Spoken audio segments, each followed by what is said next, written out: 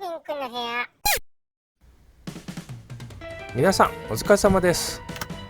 つい最近ねソレノイドバルブを交換して調子が良くなったところだったんですけども、またしてもですね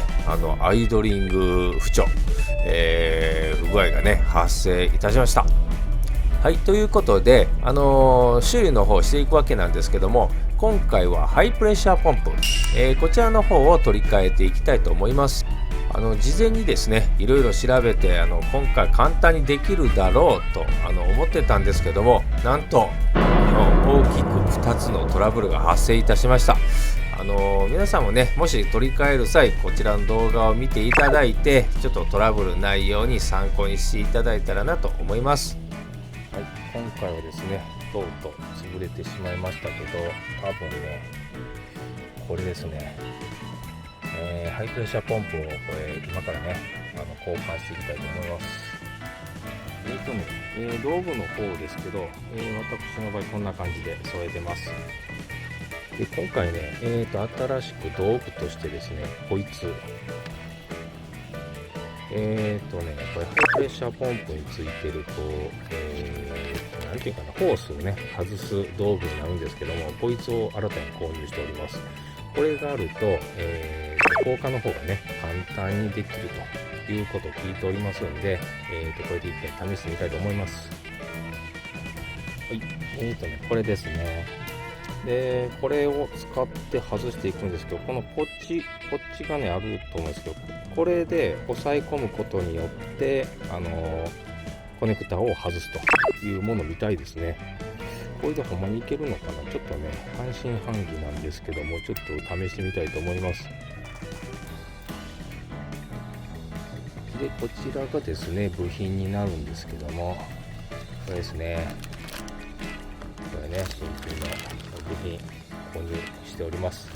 今からねこれちょっと取り替えていくんで、とりあえずは周りのね部品を外して、で古い方のハイプレッシャーポンプを外していきたいと思います。はい、それでは作業の方を始めていきます。まずはですね作業性を良くするためにエアクリーナー、それとねダクトの方を外していきます。もうこちらの方はねもう何回も、ここ最近外してるので、もう簡単にですね外すことができます。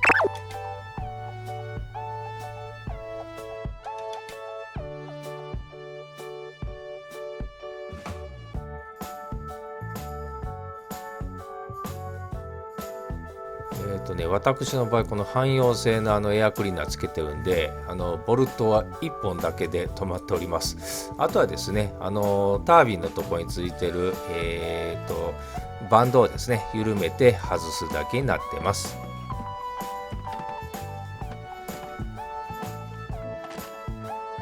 はい、よく見た感じこんな感じですね。ここをねこのコネクタを外すのにさっきのね特殊工具の方が、あった方が便利ということみたいです。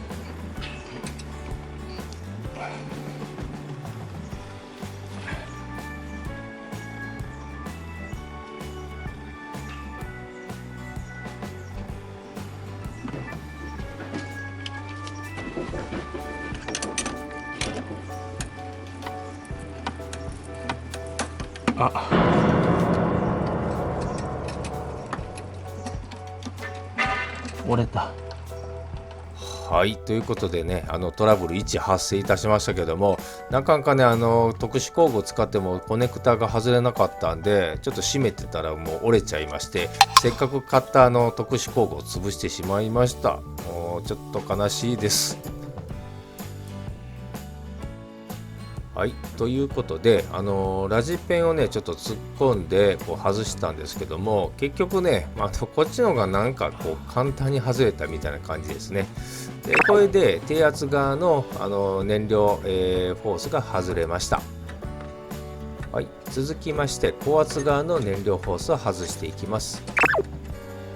これはネジで、止まってるだけなんで緩めるだけです。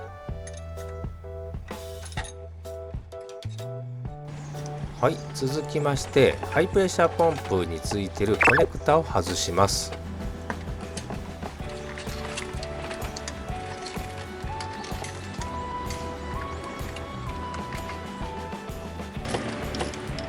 はい、続いて、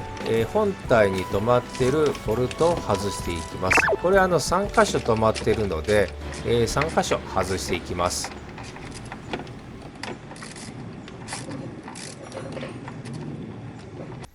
はい、ということで次がですね、トラブル2が発生いたしまして、ボルトね、3本で止まってて、最後の1本ですね、この下側のボルトを外す時に、すごくもう硬くてですね、もう全く刃が立ちませんでした。で、結局ですね、こちらの方はもう、ボルトのですね頭をこうドリルでもう飛ばしてしまって、で外すことになりました。ということでね、すごく時間がこれでかかっちゃいました。はい、ですね、ちょっとトラブル発生いたしまして、ネジがね外れなかったんです。でね、ここ見えますかね、ずーっとこう拡大してますけど、この下側のね、本体自体3本のネジで止まってるんですけども、この一番下のネジがですね、取れない、めちゃくちゃ硬かったんで、とりあえずドリルで頭を飛ばして、本体をね、引っこ抜く段階まで来ました。はい。ね、もう、ちょっとドロドロなんで、ち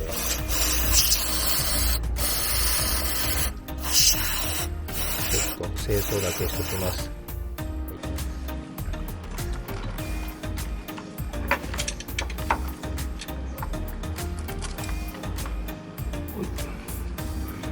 外れました。何ね、こんな感じですね。ここがね、ここはね、ちょっと取れなかったボルトですね。今から取ります。はい、ということでネジのね、除去する作業を行っていったわけなんですけども、結局ですね、ネジザウルスを購入しに行きましてね、